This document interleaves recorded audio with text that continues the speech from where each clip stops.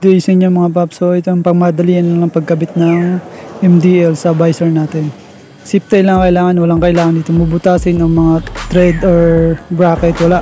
Zip tie lang. So ganyan, may ipit din naman yan ng magkabila ang lagayan ng screw. So ayan, walang alog yan kasi may ipit din yan. Pag once na nakabit na ninyo yung visor, is try nyo lang kung ano yung spot nya.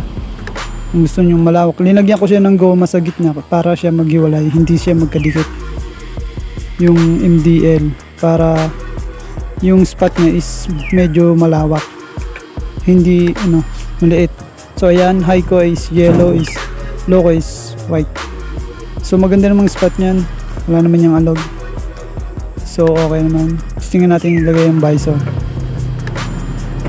So ayan, dito ko kasi nilagay yung MDL para walang parang walang kalat-kalat din sa para nakatago lang siya. Tinanggal ko din yung busina dito. Yung huli nilagay sa may ilalim ng battery. So ayan, walang alog yan, naka-fit na yan. Try natin yung MDL. So ayan, pogi.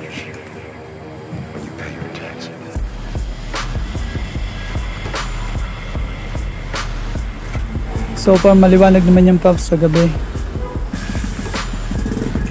So ayan yung high and low nya. May passing din ako dyan, yung low.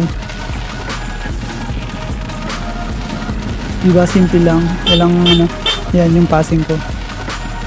Hindi kita, naka-hide talaga siya eh. So para maganda naman yung kinalabasan, simple lang itong tutorial na to. So salamat sa inyo sa panonood mga paps. Ito yung paggabi. So maganda naman yung spot nya, kitang kita naman yung lawak ng nya, ilaw. So salamat sa inyo mga paps. Mga pala paps, ito yung mga picture ng MDL natin sa pagkabit natin. So nakasip tie lang talaga yan, walang tatamaan or walang aalisin or tatabasin. Nakapit na talaga yan dyan, saktong sakto lang, itali nyo lang yan. So ayan, maganda naman yung kinalabasan. Sana magaya nyo rin tong aking tutorial at mga pag DIY. No need na magpunta ng motorcycle shop para magpa-install nito. Simple lang, pogi tingnan, hindi halata talaga eh, naka-hide lang siya. So ayan, yung mga pag-test fit ko dito.